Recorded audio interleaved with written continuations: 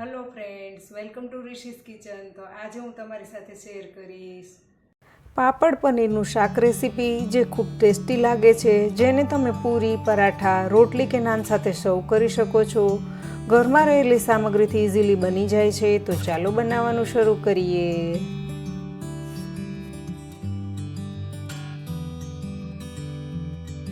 અહીંયા મેં 8 નંગ મીડિયમ સાઇઝમાં અડદના પાપડ જે મરીવાળા આવે તે લીધા છે. તેના બદલે ઘઉંના પાપડ પણ લઈ શકો છો. 4 પાપડના ટુકડા કરી મિક્સચર જારના સૌથી નાના જારમાં લઈશું. 4 પાપડ સાઈડ પર રાખીશું. પલ્સ મોડ પર પીસી લઈએ. આ રીતે તૈયાર થયેલ પાપડનો ભૂકો સાઈડ પર રાખીશું. ગેસની ફ્લેમ ઓન કરી મીડિયમ ફ્લેમ પર તવી ગરમ કરવા રાખી હતી. તવી ગરમ થાય ત્યારે સાઈડ પર 4 પાપડ રાખ્યા હતા તે આ રીતે કપડાથી પ્રેસ કરતા જઈ શેકી લઈએ.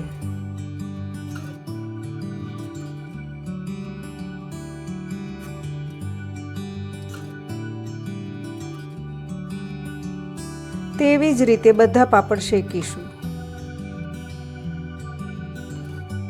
ગેસની ફ્લેમ ઓન કરી પેનમાં 2 ટેબલસ્પૂન બટર સાથે 2 ટેબલસ્પૂન તેલ. ગેસની મીડિયમ ટુ લો ફ્લેમ પર બટર મેલ્ટ થઈ હલકું ગરમ થાય ત્યારે 1 ટેબલસ્પૂન આખું જીરું સાથે 1 ટેબલસ્પૂન આખા ધાણા, જેને ખલમાં અધકચરા વાટીને લીધા છે, થોડીવાર માટે સાંતળી લઈએ.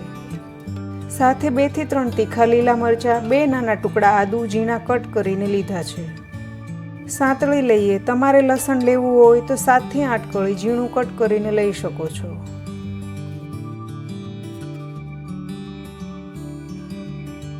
આદુ મરચાં સતળાય ત્યારે 1 મીડિયમ સાઇઝનું કેપ્સિકમ આ રીતે કટ કરીને લીધું છે. ગેસની ફ્લેમ લો કરી થોડીવાર માટે સાંતળી લઈએ. કેપ્સિકમ સતળાય ત્યાં સુધીમાં પેસ્ટ તૈયાર કરીશું. બોલમાં અડધો કપ દહીં, 1 ટીસ્પૂન હળદર પાવડર, 1 ટેબલસ્પૂન કાશ્મીરી લાલ મરચું પાવડર, 1 ટેબલસ્પૂન ધાણા જીરું પાવડર, મીઠું સ્વાદ અનુસાર, જે થોડું ઓછું જ લેવાનું છે કારણ પાપડમાં પણ મીઠું હોય છે.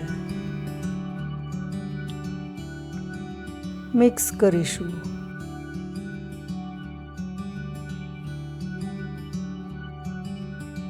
એકથી 1.5 મિનિટમાં કેપ્સિકમ સતળાય ત્યારે તૈયાર કરેલ દહીંની પેસ્ટ થોડી થોડી એડ કરતા જઈ સતત ચલાવીશું, જેથી દહીંનું પાણી ન થઈ જાય.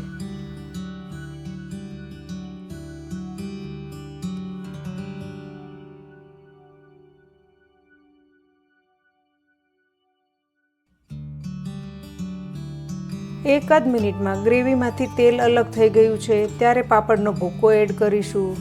મિક્સ કરીએ.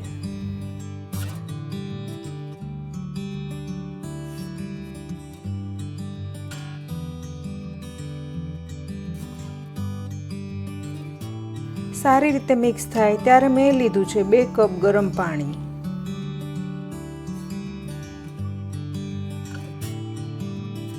મિક્સ કરીશું. અહીંયા ગરમ પાણી જ લઈશું, જેથી શાકનો કલર એવો જ રહે. એકાદ મિનિટમાં સારી રીતે મિક્સ થઈ ગ્રેવીમાંથી તેલ અલગ થાય ત્યારે 200 ગ્રામ પનીર આ રીતે મીડિયમ સાઇઝમાં પીસ કટ કરીને લીધા છે. મિક્સ કરીશું. સાથે 1 ટીસ્પૂન પંજાબી કિચન કિંગ મસાલો,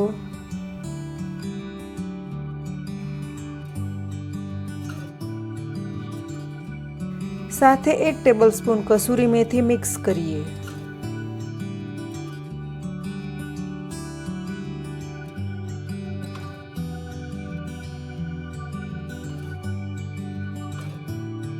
લાસ્ટમાં 4 નંગ પાપડ શેકીને રાખ્યા હતા તેના ટુકડા મિક્સ કરીએ. પાપડના ટુકડા લાસ્ટમાં જ એડ કરીશું.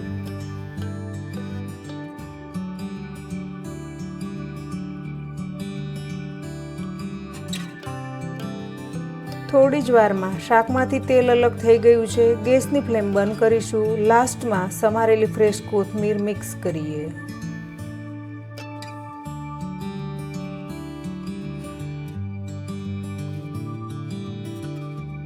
ગરમા ગરમ પાપડ પનીરનું શાક સર્વિંગ માટે તૈયાર છે.